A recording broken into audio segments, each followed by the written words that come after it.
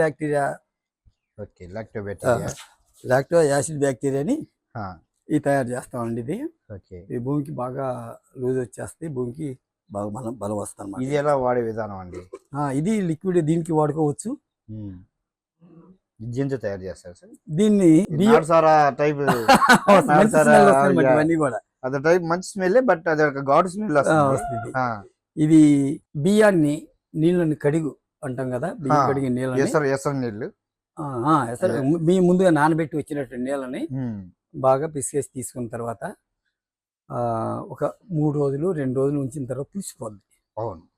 పులిసిపోయిన తర్వాత దీంట్లో ఆవు పాలు పోసాను. ఆవు మిల్క్ 1/4 అవైతే బియ్యం కడిగిన నీళ్ళు అయితే 3/4 ఆవు పాలు కలిపితే ఇలా తయారైపోద్ది.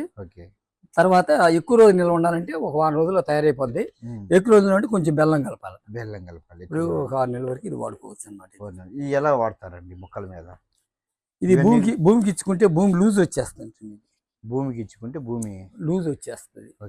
వచ్చేసి బ్యాక్టీరియా పెరగడానికి, ఏలు బాసు చూపడానికి ఇవన్నిటికి ఉపయోగపడుతుంది. ఓకే.